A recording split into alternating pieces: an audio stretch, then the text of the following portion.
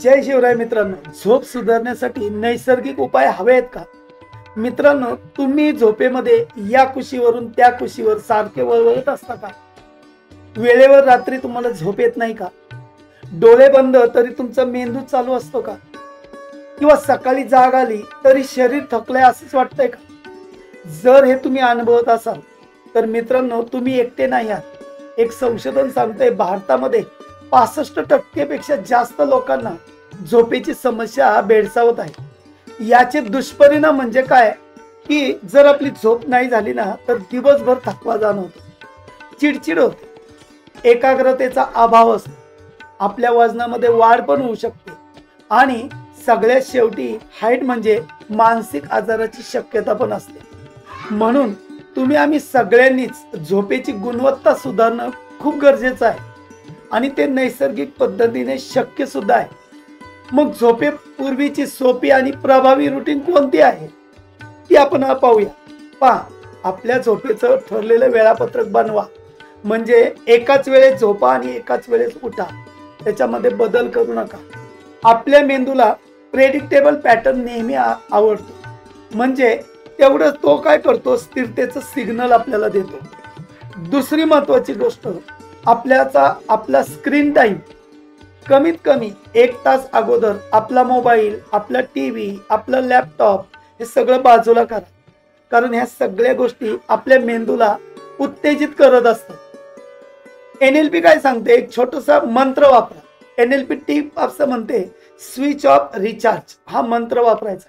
थोडक्यात काय, ज्या काही गोष्टी असेल त्या सगळ्या स्विच ऑफ करायच्या आणि स्वतःला रिचार्ज करायचं.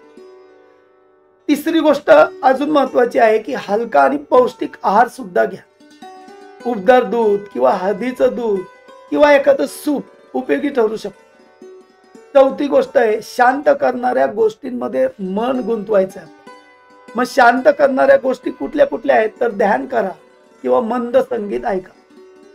त्यानंतर NLP सांगते, सेल्फ अफर्मेशन घ्या. म्हणजे मी शांत आहे, मी झोपेसाठी तयार आहे, मी शांत आहे, मी झोपेसाठी तयार आहे 5 वेळा म्हणा. आणि पहा, अजून 5वी गोष्ट आहे, ग्रॅटिट्यूड जर्नलाइजिंग करा. जर्नलाइजिंग करण्यासाठी रोज रात्री 3 चांगल्या गोष्टी, माझ्या दिवसभरात कोणत्या 3 चांगल्या गोष्टी घडलेल्या आहेत त्या लिहून काढा. त्यामुळे होतं काय की आपल्या मनामध्ये पॉझिटिव्ह भाव निर्माण होतो आणि आपल्या चिंता कमी होतात. NLPच्या दृष्टिकोनातून आपली झोप का बिघडते याचं उत्तर दिलेलं आहे मित्रांनो. आणि म्हणून मी सारखं म्हणत असतो, NLP शिकणं खूप गरजेचं आहे. NLP सांगते, जर सतत ओव्हर थिंकिंग करत असू ना तर आपली झोप बिघडते. नकारात्मक जर अँकर झालेला असेल ना तर आपली झोप बिघडते. अँकर म्हणजे काय हे माझ्या NLPच्या वर्कशॉपमध्ये मी छानपैकी समजून सांगेन. पण कधी कधी बेडवर गेल्यावर सुद्धा आपलं मन चालू राहत असेल तर आपलं बेड आपल्या मनाबरोबर अँकर झालेलं आहे. तसंच अनफिनिश्ड कॉन्व्हर्सेशन असेल म्हणजे अनिर्णित विचार, अनफिनिश आहे, ते संपलेलंच नाहीये, ते आपल्या मनातल्या मनात आपण बोलतच राहतो. मग यामध्ये NLPचे उपाय काय तर NLP सांगते, स्विच पॅटर्न वापरा. म्हणजे नकारात्मक विचारांची जागा शांत इमेजनी घ्या. तसंच अँकर टेक्निकनी आपल्या बोटावर कामचा अँकर तयार करा. म्हणजे शांततेचा अँकर तयार करा. फ्लिप स्क्रिप्ट तयार करा. म्हणजे मनाला एक सूचक वाक्य द्यायचंय, मी आता सर्व काही सोडतोय आणि झोप स्वीकारतोय. मी आता सर्व काही सोडतोय आणि झोप स्वीकारतोय. ही वाक्य 5 वेळा मनाला सांग.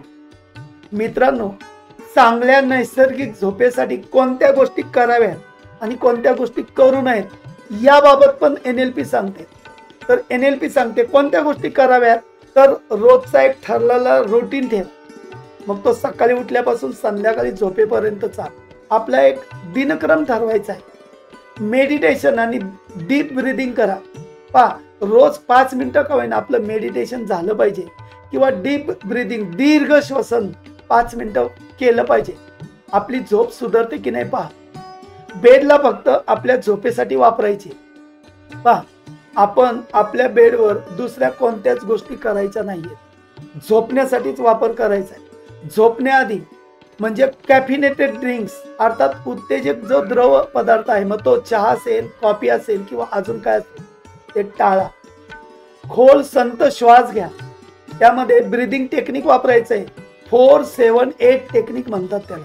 म्हणजे 4 अंक म्हणेपर्यंत श्वास घ्यायचा आहे, 7 अंक म्हणेपर्यंत श्वास कोंडून ठेवायचा आहे आणि 8 अंक अंक म्हणेपर्यंत आपला श्वास सोडायचा आहे.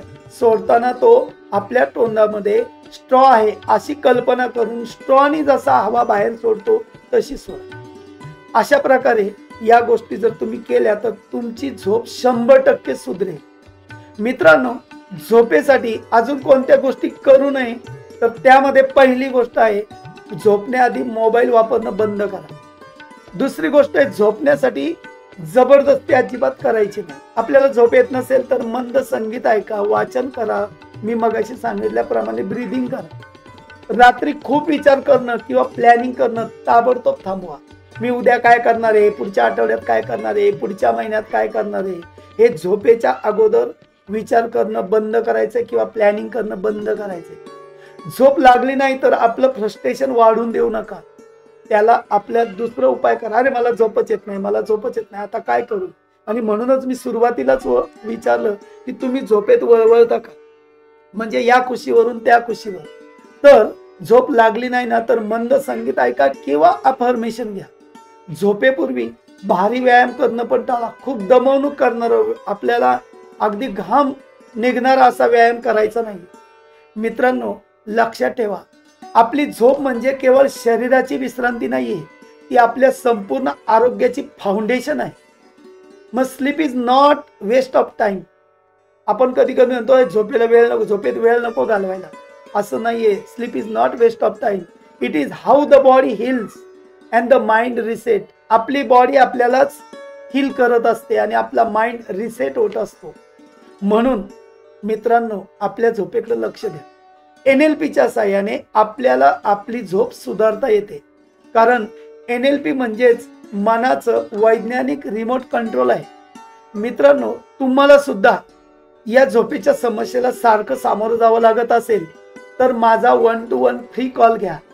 माझ्या 87 88 87 35 35 या नंबरवर DM करा, स्लीप नाऊ. तुम्हाला मी नक्कीच आपल्या नैसर्गिक झोपेसाठी अजून कोणते कोणते NLPच्या टेक्निक आहे त्या मी 40 मिनिटांमध्ये खूप छानपैकी स्पष्ट करून सांगेन. धन्यवाद. तुम्हाला माझा व्हिडिओ आवडला असल्यास, तसंच तुमचा एखादा मित्राला झोपेची समस्या असेल तर माझा व्हिडिओ त्याला टॅग करा. धन्यवाद. थँक्यू.